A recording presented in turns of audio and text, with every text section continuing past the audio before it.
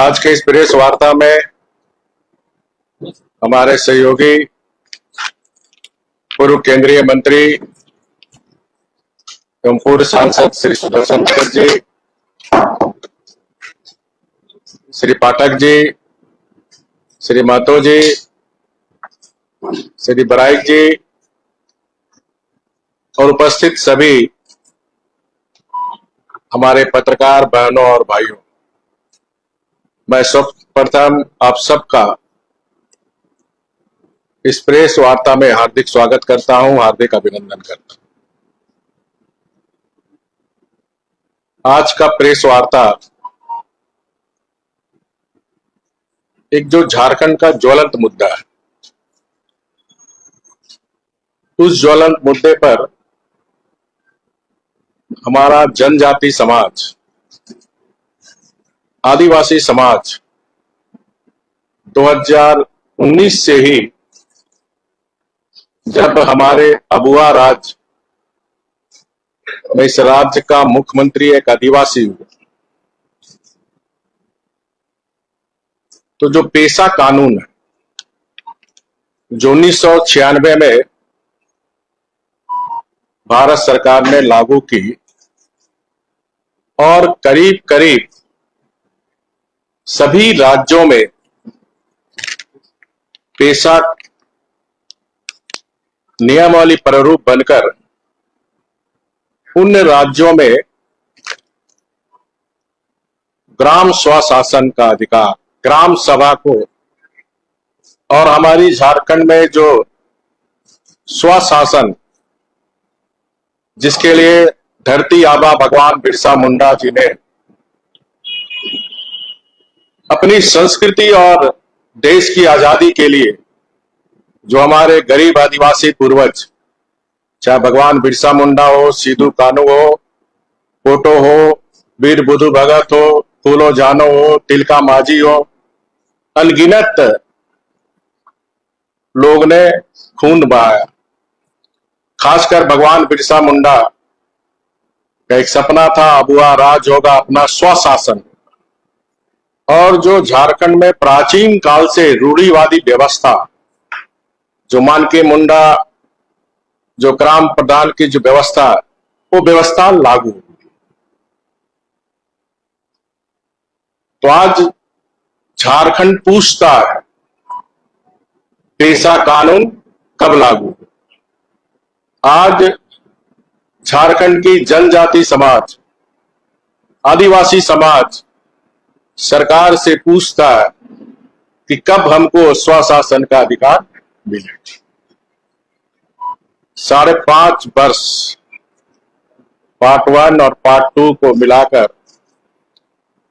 माननीय हेमंत सोरेन जी मुख्यमंत्री है।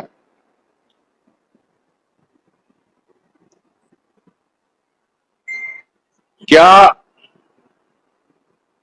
पेशा कानून लागू होने से इस सरकार को खतरा है? क्या ये झारखंड की जनता जानना चाहती? क्या इसी मंशा के डर से आप पेशा कानून नहीं लगा रहे हैं कि अगर पेशा कानून लागू हो जाएगा तो हमारी सरकार गिर जाएगी, सरकार खतरे में पड़ जाए? ये झारखंड की 4 करोड़ जनता आज झारखंड सरकार से जानना चाहती है। जबकि हेमंत सरकार द्वारा पेशा नियमावली प्रारूप जुलाई 2023 में प्रकाशित कर पंचायती विभाग द्वारा आम लोगों एवं संस्थाओं से प्रारूप प्रतिक्रिया मांगी थी। साथ ही साथ 4 मार्च क्षेत्रीय कॉन्फ्रेंस भी हुआ था झारखंड में, जिसमें झारखंड सरकार के उद्योग सचिव जितेंद्र सिंह, अपर मुख्य सचिव पंचायती राज झारखंड सरकार राजीव अरुण एक्का जी, पंचायती सचिव भारत सरकार अतिरिक्त सचिव डॉक्टर CS कुमार, पंचायती राज भारत सरकार संयुक्त सचिव सुश्री ममता वर्मा जी, पंचायती राज भारत सरकार श्री विवेक भारद्वाज जी, अतिरिक्त आयुक्त पंचायती राज आंध्र प्रदेश श्री सुधाकर राव जी, छत्तीसगढ़ सरकार के उप निदेशक सुश्री स्टेला खालको जी, झारखंड के पारंपरिक लीडर श्री पंचानंद सोरेन जी, सुश्री स्वप्रभा मोहंती जी, अतिरिक्त सचिव PRDW विभाग उड़ीसा सरकार, और PJ वासले उपायुक्त PRRD तेलंगाना सरकार। इन बैठक में भी प्रस्ताव पारित करके प्रारूप जो नियमावली थी पंचायती राज विभाग झारखंड सरकार उसको सहमति दी थी। और इसके साथ ही साथ इस पेशा नियमावली प्रारूप को फिर विधि विभाग भेजा गया। विधि विभाग के महाधिवक्ता ने भी 20/3/2024 को विधि विभाग को सहमति देते हुए विधि विभाग को भेज दिया।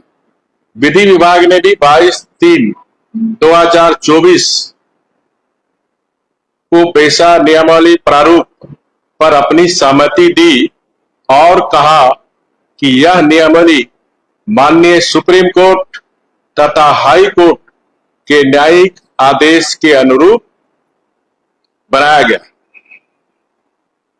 साथ ही साथ पंचायती राज अधिनियम 2021 में हाई कोर्ट तथा सुप्रीम कोर्ट के द्वारा पेशा में संवैधानिक ठहराया गया। तो झारखंड की जनता ये जानना चाहती है, जब सारी प्रक्रिया पूर्ण हो चुकी है, सभी की सहमति मिल गई है, तो कौन सा ऐसा अदृश्य शक्ति है? क्या विदेशी धर्म मानने वाले के दबाव पर ये पेशा कानून झारखंड सरकार लागू नहीं कर रही है? क्या वो विदेशी धर्म के मानने वाले लोग जो हमारी प्राचीन काल से जो झारखंड की रूढ़िवादी व्यवस्था, उस व्यवस्था को स्वीकार करने नहीं चाहती है? उनको लगता है कि ये पंचायती राज व्यवस्था कानून बनने से विदेशी धर्म वाले लोग को कहीं न कहीं नुकसान होगा और हमारा सरना समाज, जनजाति समाज को इससे फायदा होगा, गांव समृद्धि होगा, गांव में विकास के द्वार खुलेंगे और हमारी जो सरना संस्कृति मजबूत हो। ये सरकार को स्पष्ट करना चाहिए। और ये जो विदेशी धर्म के मानने वाले लोग, ये लोग क्षेत्र में भी कंफ्यूजन कर रहे हैं। क्योंकि मैं कल पलामू लौटने के दरमियान लेतेहार जनजाति समाज से लोग से मिला, सबका मानना था कि पेशा कानून बनना चाहिए, लेकिन इस सरकार विदेशी धर्म के मानने वाले के दबाव में वोट बैंक और तुष्टीकरण की राजनीति के कारण अबुआ राज में, जहां एक आदिवासी मुख्यमंत्री, उनकी संस्कृति और उसके अधिकार पर इस सरकार के द्वारा हमला हो रही। आपको मैं और जानकारी दूं कि इसी विदेशी धर्म के मानने वाले लोग, जब 1996 में पेशा कानून लागू हुआ, तो इन लोगों ने आदिवासी बुद्धिजीव मंच, विदेशी धर्म मानने वाले लोगों को गुमराह करने के लिए एक आदिवासी बुद्धिजीव मंच बनाया और इनके सदस्यों के द्वारा 2010 से 2017 तक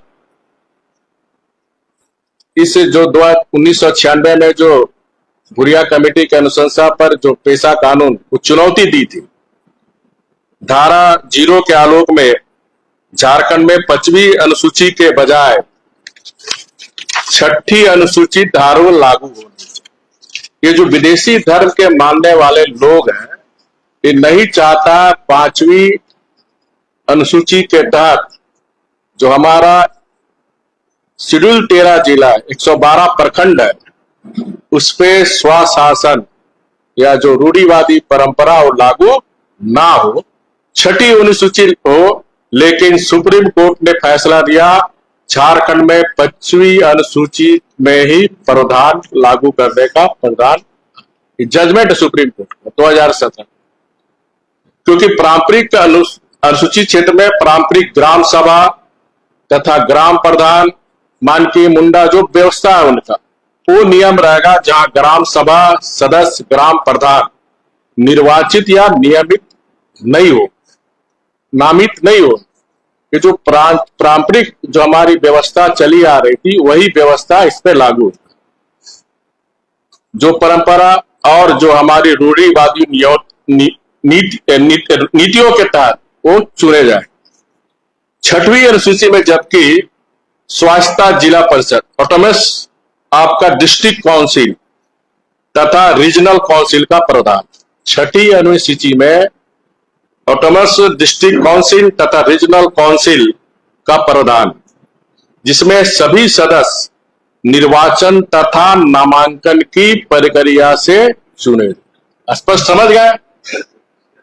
और ये विदेशी धर्म के मानने वाले लोग इसीलिए इस पंचायती अधिनियम का विरोध कर रहा और सरकार उसके सामने घुटने टेक दी। निर्वाचन की प्रक्रिया पारंपरिक व्यवस्था के अनुकूल नहीं है, इससे गैर पारंपरिक सदस्य पारंपरिक आदिवासी व्यवस्था में प्रवेश कर, और इसी से साफ जाहिर होता है कि विदेशी धर्म मानने वाले जो इस सरकार में पार्टी में भी पद लिए हुए हैं कांग्रेस पार्टी के और सरकार में भी मंत्री बने, उनके दबाव से, मेरा सीधा आरोप है, उनके दबाव से सारी प्रक्रिया पूरी होने के बाद भी ये हमारा जनजाति समाज को जो रूढ़िवादी व्यवस्था है, जो ग्राम प्रधान की व्यवस्था, उसको लागू नहीं। और इससे साफ मंशा जाहिर होती है कि ये विदेशी धर्म के मानने वाले लोग जिसकी गोद में ये कांग्रेस झारखंड मुक्ति मोर्चा की सरकार काम कर रही, ये पेशा जैसे ही लागू होगा उससे झारखंड राज्य के अनुसूचित क्षेत्रों के ग्रामों के संबंध में पारंपरिक ग्राम प्रधान मानकी मुंडा तथा प्रावधान के अनुसार सारी योजना गांव के स्तर पर, साथ ही लघु खनिज बालू घाट इत्यादि के संबंध में पूर्ण अधिकार उनको मिले। तो ये भी शंका उठ रहा, ये जो सरकार में जो सिंडिकेट है, चाहे वो बालू सिंडिकेट हो, चाहे शराब सिंडिकेट हो, चाहे पत्थर सिंडिकेट हो, चाहे कोयला सिंडिकेट, ये शक्तियां भी क्या नहीं चाहती है? तो ये राज्य की जनता जानना चाहती है। इसके साथ ही साथ मैं राज्य सरकार से विशेषकर माननीय मुख्यमंत्री हेमंत सोरेन जी से अनुरोध करूंगा कि इतिहास आपको माफ नहीं करे। एक सरना मुख्यमंत्री होते हुए आप विदेशी धर्म के घुटने टेक कर जो हमारा जनजाति समाज के अधिकार, संवैधानिक अधिकार पर हमला कर रहे हैं, तो आज भी माननीय मुख्यमंत्री से मैं फिर से अनुरोध करूंगा कि जल्द से जल्द पेशा नियमावली कानून को आप कैबिनेट में लाकर जल्द से जल्द हमारे 112 शेड्यूल में रहने वाले जनजाति समाज के हित में आप निर्णय लें। साथ ही साथ आप सबको भी पता होगा, हमारी सरकार के समय हमने जाति प्रमाण पत्र में हमने कॉलम रखा था कि किसी को भी जाति प्रमाण बनाना है तो उसमें कॉलम था धर्म का। माननीय हेमंत सोरेन सरकार 2019 में आने के बाद उस धर्म के कॉलम को हटा दिया। इससे साफ जाहिर होता है वोट बैंक के लिए विदेशी धर्म के दबाव में शरणा आदिवासियों को धर्म और संस्कृति के मिटाने के लिए जाति प्रमाण पत्र में धर्म का कॉलम भी हटा दिया। मुख्यमंत्री जी उस पर भी पुनर्विचार करें, फिर से धर्म का कॉलम जोड़े, ताकि हमारी शरणा आदिवासी बच्चे बच्चियों को रोजगार नौकरी मिल सके, उनका हक कोई दूसरा ना छीन सके।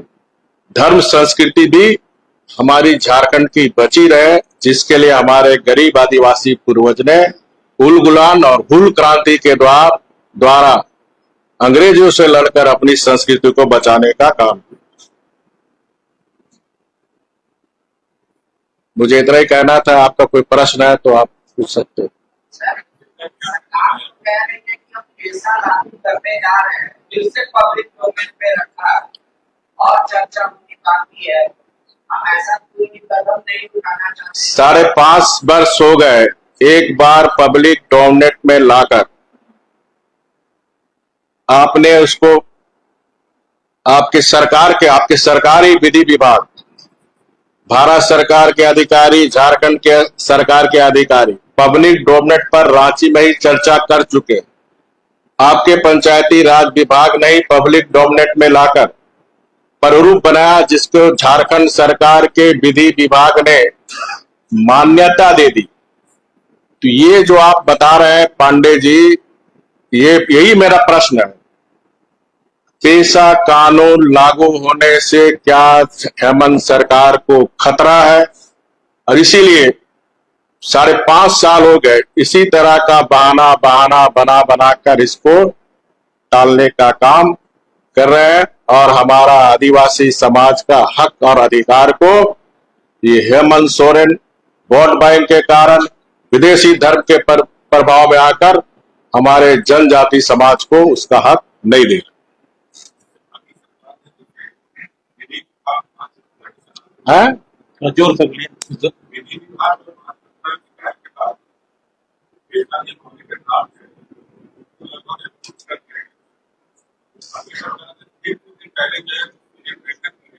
वही तो अभी पांडे जी वही उठाया ना, तो ये टालने की नीति है। जब ऑलरेडी झारखंड सरकार, विधि विभाग झारखंड सरकार के अंडर है, जब विधि विभाग सरकार का जो लॉ ओपिनियन देने वाला विभाग, जो नियम कानून, क्योंकि कोई भी आप नियम कानून बनाएंगे, अध्यादेश लाएंगे तो विधि विभाग से आपको वेट कराना होगा।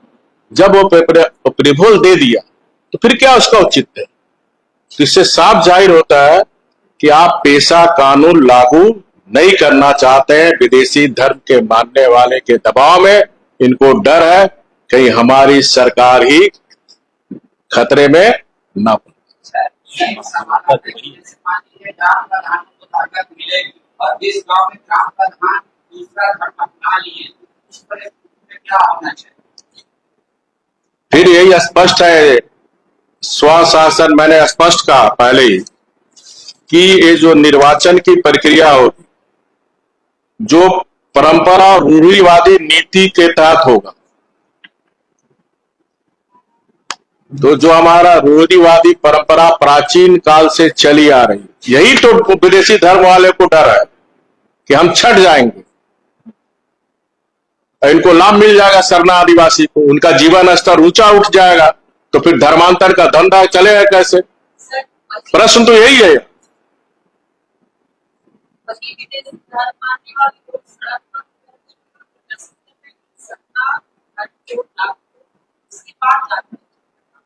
देखिए, आप सब भी पत्रकार हैं, खोजी पत्रकार भी है, आप सब भी इस बात से अवगत हैं कि खुद 1961 में हमारे देश के प्रधानमंत्री सरदार जवाहरलाल नेहरू जी थे। 1961 में ही जनगणना से आपको हटा दिया गया। पहला प्रश्न। दूसरा प्रश्न क्योंकि 1800 जब देश गुलाम था तो 1871 से लेकर 1991 तक जनगणना आदिवासी के लिए अलग धर्म का कोड था। 1961 की जनगणना में माननीय नेहरू जी ने की टीम ने सरकार ने इसके हटा दिया। 2011 यूपीए की सरकार थी जहां कांग्रेस झारखंड मुक्ति मोर्चा यूपीए की सरकार थी। उस समय हमारे सुदर्शन भगत जी एमपी थे। इन्होंने लोकसभा में प्रश्न पूछा और पत्र भी लिखा। इनके पत्र का जवाब में माननीय प्रधानमंत्री जी ने भी कहा कि हमको पत्र प्राप्त हो गया। इनके पत्र के आलोक में गृह विभाग जो भारत का महारजिस्टर कार्यालय उसका भी पत्र हमारे माननीय सुदर्शन भगत जी को जवाब। साथ ही साथ जो बी चंद्रदेव राव थे केंद्रीय मंत्री जनजाति कार्य पंचायती राज उनका भी जवाब है ये। अब उस जवाब में क्या है? उस जवाब में इस सब को समझने की जरूरत है। बहुत वाइटल इशू है। कोर्ट का आवंटन किसी धर्म को विशेष लाभ या सुविधा देने के उद्देश्य से नहीं बल्कि केवल जनगणना की प्रक्रिया को सुविधाजनक बनाने हेतु किया जाए। इस जनगणना से किसी को लाभ विशेष लाभ नहीं होने वाला। जनगणना कार्यक्रम में मात्र 6 प्रमुख धर्मों के लिए कोड निर्धारित की गई। बाकी अन्य धर्म जो है वैष्णव और अलग अलग जो धर्म है पंथ है उसके लिए अन्य कॉलम रहता है। उस कॉलम में आप सन्ना मानते हैं तो सन्ना लिखे। तो उस 2011 के जनगणना में भी जो सन्ना मानने वाले लोग सन्ना लिखे। अन्य धर्म और मत एक ऐसा वर्ग है जिसमें जनगणना के दौरान उत्तरदाताओं द्वारा बताए गए विभिन्न आदिवासी धर्मों विश्वास और विचारों को वर्गीकृत किया जाता है। 2001 की जनगणना के अनुसार सरना धर्म को मानने वाले आदिवासी इस क्षेत्र के अंतर्गत बड़ी संख्या में थे। सरना धर्म को मानने वाली उप जनजाति मुख्य रूप से उड़ीसा झारखंड पश्चिम बंगाल उसके बाद बिहार में पाई जाती है। मध्य प्रदेश और छत्तीसगढ़ में इस धर्म को मानने वालों की संख्या नगण्य। 2001 की जनगणना में 100 से अधिक आदिवासी धर्म दर्ज किए गए थे। प्रमुख आदिवासी धर्मों में सरना सनमाही मणिपुर में, डोली पोलो अरुणाचल प्रदेश में, संथाल मुंडा उरांव भोर भील आदि शामिल। देखिए अब प्रश्न एक होता है सरना तो पूरे देश में नहीं मनाया जा रहा। यही गृह मंत्रालय ने जवाब दिया अलग अलग प्रदेश में उनका अलग धर्म है। इसके अतिरिक्त आदिवासी और जनजाति धर्म की अलग अलग श्रेणियों में बनाई गई। झारखंड राज्य के लिए कुल 50 धर्म है जिसमें सरना भी शामिल है। झारखंड में 50 सरना जनजाति का धर्म है जिसमें सरना भी शामिल है। वो अन्य धर्म और मत की श्रेणी में रखा गया है जो अन्य में पूर्व में कहा था। इसमें से 20 धर्मों को उनके संबंधित जनजातियों के नाम पर पहचाना जाता है। हर एक धर्म के लिए अलग कोड या कॉलम बनाना व्यवहारिक रूप से संभव नहीं है। ये भारत सरकार के गृह मंत्रालय के महारजिस्ट्रार डॉक्टर मनमोहन सिंह की सरकार के नरसिंह राव की सरकार ने हमारे उस समय के तत्कालीन हमारे सुदर्शन भगत जी को के पत्र के द्वारा जवाब दिया गया। ठीक है, ये पत्र का कॉपी है। ठीक है, यही कॉपी आपका जो मंत्री जी लिखे थे। ठीक है, ये मंत्री जी का कॉपी है। अब आप सुदर्शन भगत के से मुखर बिन से आप सुनिए।